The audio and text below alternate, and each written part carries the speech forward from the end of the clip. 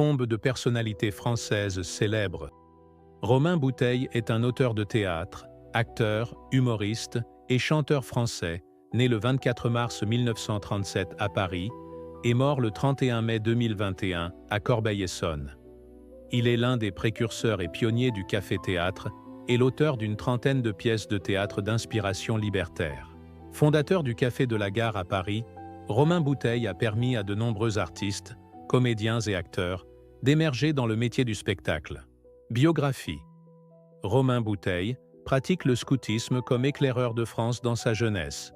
Son père Fernand Bouteille étant lui-même très engagé dans le scoutisme et la communication auprès des jeunes. En 1966, Bouteille fait son premier one-man show au Théâtre de la Vieille Grille, après avoir croisé Jacques Higelin, Brigitte Fontaine, Rufus, Bernard Haller et beaucoup d'autres jeunes comédiens. En 1968, Romain Bouteille rencontre Coluche. Ensemble, ils fondent avec Henri Guibette, Patrick Dewaere et Miou Miou, la troupe du Café de la Gare. Mais dans une interview au Monde en 1999, à la question des fondateurs, il répond « C est une façon de parler. L, intérêt. Et la force du Café de la Gare, c'est l'absence de fondateur. Un fondateur choisit ceux qui vont travailler avec lui. Il apporte une discipline précise. Coluche et moi, on n'a pas choisi. Je préfère penser que le Café de la Gare est une sorte d'accident. » Marié en 1988 à la comédienne Saïda Churchill, Romain Bouteille s'éloigne du Café de la Gare au début des années 1990. Après avoir passé 3 ans à Marseille, où naît leur fils Shams, en 1997, ils s'installent à Étampes. En décembre 2014, ils y créent un théâtre de 50 places, une sorte de cabaret rive gauche, baptisé Les Grands Solistes. Une cinquantaine d'artistes, dont François Rollin, Albert Meslay, Claire Jazz, Didier Porte, Marc Gélas, Fred Sorel, Paul Adam, Vincent Roca, Christophe Guibette, mais aussi, dans un autre registre, Jean Vocat, Frédéric Hulné, Prune Lichtley, s'y sont déjà produits. Il meurt le 31 mai 2021, à l'âge de 84 ans d'insuffisance respiratoire, à l'hôpital de Corbeil-Essonnes. Ses obsèques ont lieu le 8 juin, à la collégiale de Notre-Dame du Fort d'Étampes, Essonnes, suivi de l'inhumation au cimetière Saint-Pierre de la même ville. Oui, le dramaturge, acteur et humoriste français Romain Bouteille est décédé le 31 mai 2021, à l'âge de 84 ans. Il s'est éteint au centre hospitalier sud-francilien de Corbeil-Essonnes, en France. Roger Pierre, né le 30 août 1923 à Paris et mort le 23 janvier 2010 au Port-Marly, est un acteur et humoriste français. Il est notamment connu pour son duo comique avec Jean-Marc Thibault, duo qui donne lieu à de nombreux spectacles, plusieurs longs métrages, d'innombrables chansons et des émissions de télévision de Mariti et Gilbert Carpentier comme Les Grands Enfants. Un de leurs sketchs les plus célèbres est La guerre de sécession. Roger Pierre a également co-animé l'émission Incroyable mais vrai sur TF1. Biographie. En 1950, lors d'une tournée canadienne avec Darry Cowell, Roger Pierre coécrit avec Bourvil la causerie anti-alcoolique au cours d'une soirée arrosée. Bourvil y incarne le délégué d'une ligue anti-alcoolique venu s'opposer aux vertus de l'eau ferrugineuse, aux méfaits de l'alcool. Le comique tient à ce que le vertueux délégué, censé illustrer et défendre la santé et la tempérance, soit lui-même complètement ivre. En 1950, lors d'une tournée canadienne avec Darry Cowell, Roger Pierre coécrit avec Bourvil la causerie anti-alcoolique, au cours d'une soirée arrosée. Bourvil y incarne le délégué d'une ligue anti-alcoolique venu s'opposer aux vertus de l'eau ferrugineuse, aux méfaits de l'alcool. Le comique tient à ce que le vertueux délégué, censé illustrer et défendre la santé et la tempérance, soit lui-même complètement ivre. En 1976, Roger Pierre et Jean-Marc Thibault se séparent pour faire carrière individuellement. Roger Pierre se consacre alors au théâtre et au cinéma. Dans les années 1980, il participe au Jeu de 20 heures.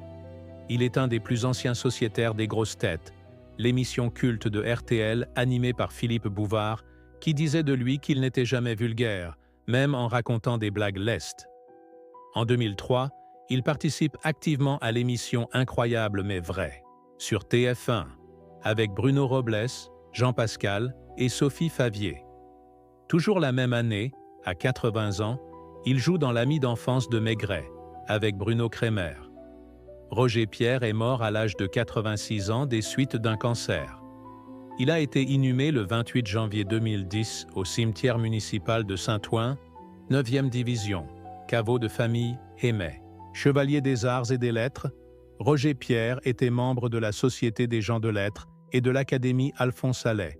Pierre Desproges, né le 9 mai 1939 à Pantin et mort le 18 avril 1988 à Neuilly-sur-Seine, est un humoriste français réputé pour son humour noir, son anticonformisme et son sens de l'absurde. Célèbre pour son humour grinçant mis en valeur par une remarquable aisance littéraire, Pierre Desproges s'est illustré avec des thèmes souvent évités par les autres humoristes de son époque, prenant à contre-pied certaines positions convenues dans la société. Il est notamment considéré comme l'auteur de la maxime suivante: « On peut rire de tout, mais pas avec tout le monde ». Journaliste à l'Aurore, il débute à la télévision sur TF1 dans l'émission de Jacques Martin, Le Petit Rapporteur. À la radio, il est notamment le procureur fantasque du tribunal des flagrants délires sur France Inter. Auteur de spectacles, il a également présenté l'émission humoristique La Minute Nécessaire de Monsieur Cyclopède sur FR3. Biographie jeunesse. Né le 9 mai 1939 à Pantin, c'est à Paris que Pierre Desproges grandit et passe l'essentiel de sa jeunesse.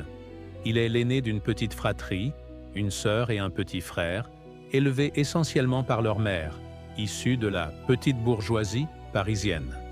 Son père, instituteur, a fait le choix d'une carrière aux colonies où il est directeur d'école. C'est ce qui vaut à Pierre adolescent d'accompagner son père un an à Luang Prabang au Laos, en 1953, et 3 ans en Côte d'Ivoire, dont un an d'internat à Abidjan.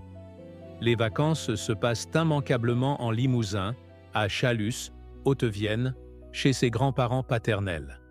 C'est le cadre de cette petite ville limousine qui inspirera son seul roman, Des femmes qui tombent. Élève se revendiquant dilettante, il rate son baccalauréat, ce qui n'entrave pas son avidité de culture et son goût de la polémique, hérité de sa mère. En 1958-1959, il entreprend des études de kinésithérapie, sans conviction, qu'il abandonne assez vite. En 1959, il accomplit son service militaire durant 28 mois, d'abord à Épinal, en tant qu'élève officier de réserve dans les transmissions, puis à Baden-Baden et à Montélimar. Envoyé finalement en Algérie, il conserve de cette période un souvenir exécrable. De retour à la vie civile, et ne sachant trop que faire pour gagner sa vie, il écrit des romans photos réalisés avec des amis et qui sont publiés Vend des assurances vie, qu'il rebaptise Assurance mort, puis des poutres en polystyrène expansées, Mort et inhumation.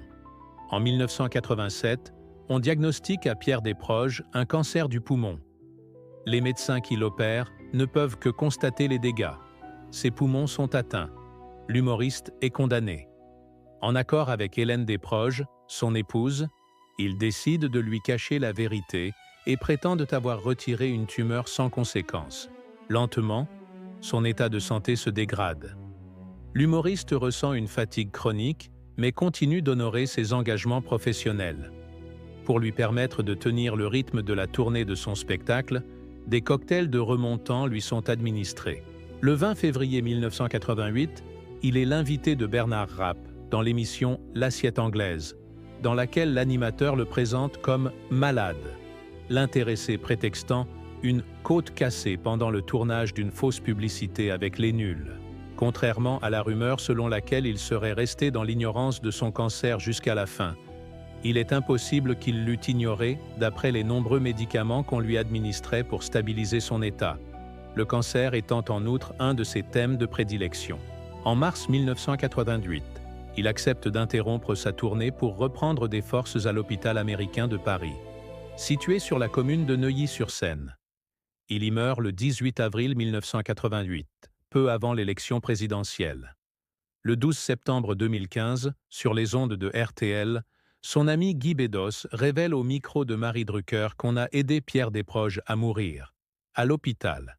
Cette évocation de l'euthanasie de l'humoriste est également présente dans l'autobiographie de Bedos, Je me souviendrai de tout. Ses obsèques se déroulent au cimetière du Père-Lachaise à Paris. Ses cendres sont inhumées après sa crémation dans une tombe provisoire, puis dans la division 10. Sa sépulture est un jardinet entouré d'une grille, avec une simple plaque, où ses cendres ont été mélangées à la terre, sur dérogation de la ville de Paris. Écrivain humoristique, né à Chalon-sur-Main, Pierre Dac est surtout connu pour ses œuvres positives et inspirantes. Pendant la Seconde Guerre mondiale, il fut l'un des intervenants de Radio Londres, la radio de la BBC, auprès de la France occupée. Il composa une série de chansons satiriques qui contribuèrent à remonter le moral des troupes. Après la guerre, il forma un duo comique avec Francis Blanche dans plusieurs émissions radiophoniques. À Paris, il créa également un rite maçonnique informel, le rite des voyous, encore pratiqué aujourd'hui dans certaines loges françaises. Il s'est éteint à l'âge de 81 ans à Paris. Merci. Si vous aimez, cliquez sur « S'abonner » pour recevoir les nouvelles vidéos.